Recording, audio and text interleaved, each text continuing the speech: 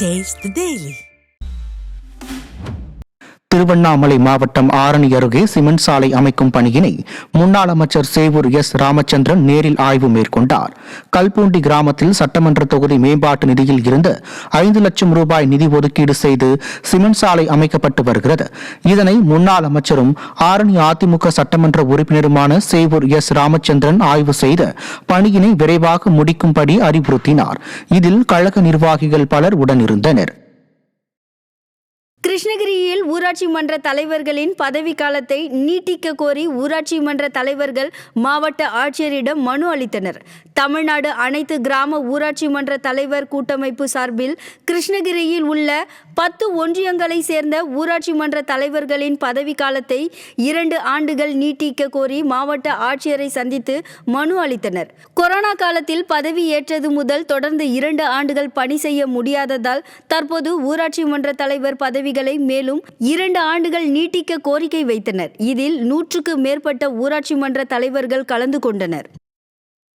கடலூர் மாவட்ட ஆட்சியர் அலுவலகம் அருகே உள்ள தென்பெண்ணை ஆற்றில் 2 பச்சிளம் குழந்தைகளின் சடலங்கள் மிதந்த சம்பவம் அதிர்ச்சியை ஏற்படுத்தியுள்ளது.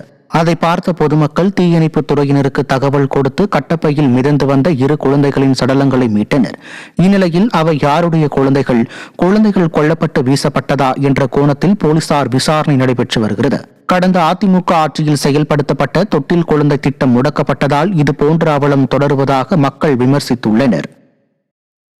கிருஷ்ணகிரி மாவட்டம் சூளகிரி அருகே ஆமை வேகத்தில் நடைபெற்று வரும் மேம்பால பணிகளால் வாகன ஓட்டிகள் கடும் சிரமத்தை சந்தித்து வருகின்றனர்.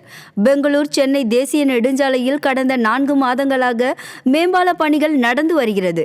இதன் இருபுறங்களிலும் உள்ள சாலை குறுகிய நிலையில் உள்ளதால் ஏராளமான வாகனங்கள் ஊர்ந்து செல்லும் நிலைக்கு தள்ளப்பட்டுள்ளன.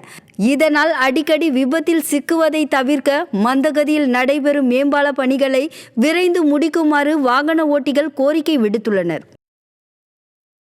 கோவை மாவட்டம் செட்டிப்பாளையம் பகுதியில் மக்கள் அடிப்படை வசதிகளை வழங்க கோரி மாவட்ட ஆட்சியர் அலுவலகம் முன்பு முற்றுகை போராட்டத்தில் ஈடுபட்டனர். இந்த பகுதி மக்கள் வீடுகளுக்கு மின் இணைப்பு, குடிநீர், கழிவறை, சாலை போன்ற அடிப்படை வசதிகள் இல்லாததால் அவதிப்படுகின்றனர். மேலும் திமுக கவுன்சிலர் வேலுமணி மற்றும் திமுக பஞ்சாயத்து தலைவர் இருவரும் பணம் பெற்றுக்கொண்டு போலியாக பட்டா வழங்குவதாக குற்றச்சாட்டு எழுந்தது. இதுகுறித்து புகார் அளிக்க முயன்றால் வீடு வீடாக வந்து மிரட்டுவதாகவும் தெரிவித்தனர். மாவட்ட ஆட்சியரை நேரில் சந்தித்த பின்பும் தீர்வு கிடைக்காவிட்டால் தங்களின் வாக்காளர் அட்டையை, ஆதார் அட்டை, குடும்ப அட்டை அனைத்தையும் திரும்ப ஒப்படைக்க உள்ளதாகவும் அப்பகுதி மக்கள் தெரிவித்தனர். கோவையில் மைனாரிட்டி பாஜக அரசை கண்டித்து ரயில் மறியலில் ஈடுபட முயன்ற விவசாயிகள் கைது செய்யப்பட்ட சம்பவம் பரபரப்பை ஏற்படுத்தி உள்ளது. குறைந்தபட்ச ஆதார விலை நிர்ணயம், விவசாய கடன் முழுமையாக ரத்து செய்ய வேண்டும் உள்ளிட்ட பல்வேறு கோரிக்கைகளை வலியுறுத்தி விவசாயிகள் சங்கம் சார்பில் ரயில் மறியல் போராட்டம் நடைபெற்றது.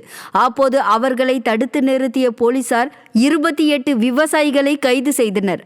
மைனாரிட்டி ஆட்சி செய்யும் மோடி விவசாயிகளுக்கு எதிராக செயல்படுவதாக குற்றச்சாட்டு எழுந்துள்ளது.